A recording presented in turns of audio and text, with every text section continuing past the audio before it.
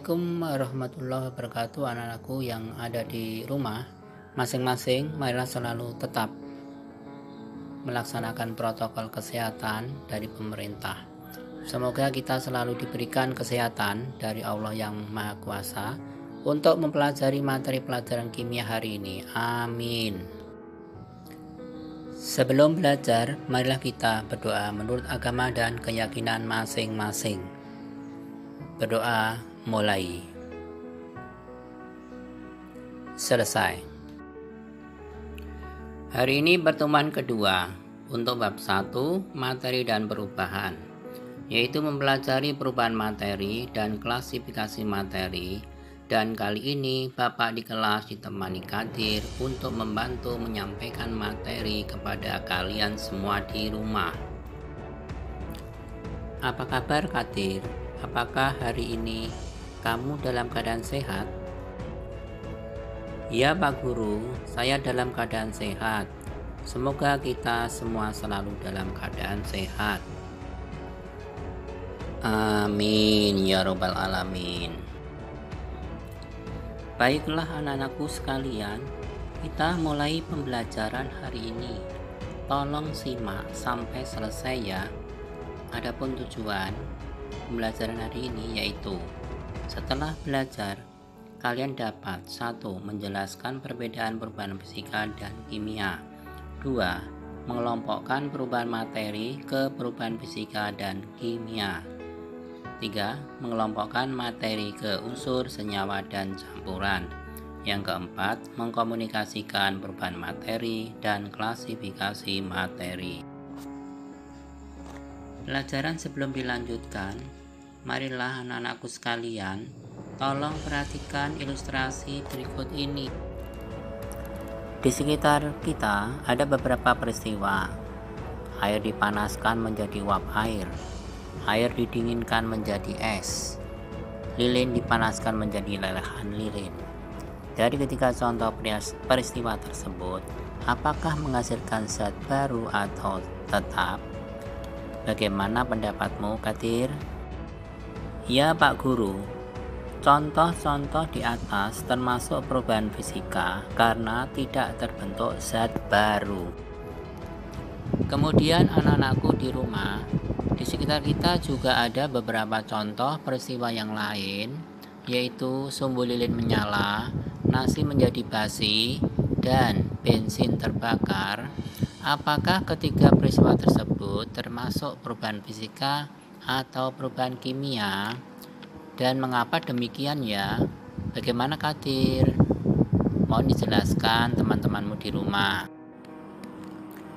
Baik Mak, teman-temanku yang ada di rumah, dari keempat contoh di atas termasuk perubahan kimia karena semua menghasilkan zat baru.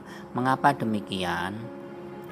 Untuk sumbu lilin yang menyala, yang bisa diamati adalah perubahan warna sumbu menjadi hitam, berarti terbentuk karbon. Peristiwa yang kedua, warna nasi menjadi kekuning-kuningan, bau tidak sedap. Sedangkan peristiwa yang ketiga, bensin menjadi habis, berubah menjadi asap dan panas. Demikian Pak Guru, maka peristiwa di atas termasuk perubahan kimia. Anak-anakku yang ada di rumah, dari contoh-contoh di atas ternyata ada perbedaan perubahan fisika dan kimia. Untuk perubahan fisika menyatakan dari berbagai pengaruh terhadap materi itu tidak merubah sifat kimia materi tersebut atau tidak terbentuk zat baru. Sedangkan perubahan kimia menyatakan dari berbagai pengaruh terhadap materi itu, maka pengaruh itu dapat merubah sifat kimia materi tersebut, artinya terbentuk zat baru. Jadi anak sekalian, materi yang mengalami perubahan fisika, cirinya yaitu tidak merubah sifat kimia suatu materi, berarti materinya tetap. Sedangkan yang mengalami perubahan kimia, cirinya merubah sifat kimia suatu materi, berarti menghasilkan zat baru. Bagaimana Kadir?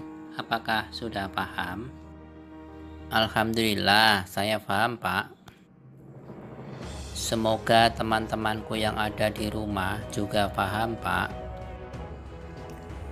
Amin.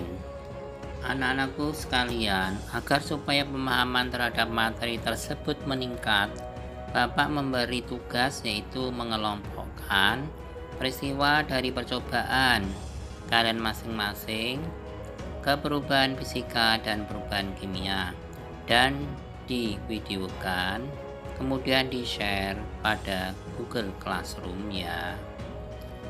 Yaitu percobaan yang pertama, tolong anak-anakku membakar selembar kertas di luar rumah dan pastikan jauh dari benda atau zat yang mudah terbakar ya. Dan percobaan yang kedua, menuangkan air panas ke dalam sebuah gelas dan didiamkan.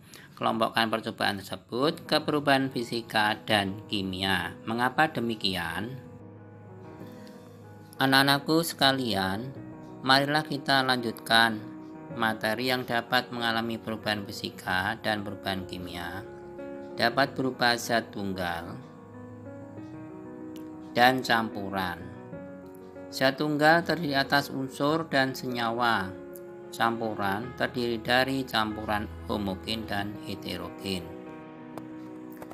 Zat tunggal terdiri atas zat itu sendiri dan campuran terdiri atas zat tunggal. Ada beberapa contoh zat dan campuran yang ada di sekitar kita. Bapak minta tolong Kadir untuk memberikan contoh-contoh zat tersebut yang ada di sekitar kita kepada teman-temanmu di rumah. Siapa guru? Teman-temanku di rumah. Contoh untuk beberapa zat tunggal yang unsur yaitu besi, emas, perak, tembaga, dan aluminium. Yang berupa senyawa yaitu air, garam dapur, gula pasir, urea, dan karbon dioksida. Sedangkan beberapa contoh campuran yaitu air gula, air teh, air laut, air sungai, dan air kopi. Demikian Pak Guru. Benar. Terima kasih Kadir. Dan juga untuk anak-anakku sekalian yang berbahagia, sekarang berada di rumah, buatlah peta konsep atau hubungan konsep-konsep dalam pengelompokan materi tersebut di atas. Bila belum paham, silahkan bertanya melalui daring ya. Bapak tunggu. Anak-anakku yang berbahagia, kita hidup sekali dan sekarang hidup di tengah pandemi corona yang berdampak terhadap kita semua. Penyakit tersebut menular.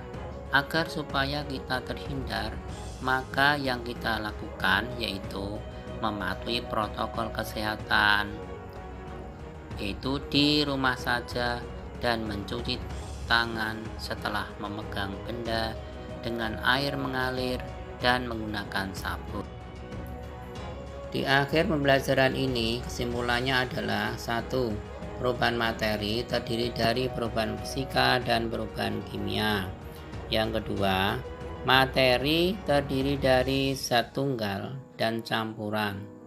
Kemudian silakan mengerjakan soal-soal yang berada di Google Classroom. Dan untuk pertemuan ketiga, minggu depan kita akan pelajari teknik pemisahan campuran. Terima kasih Kadir atas bantuannya.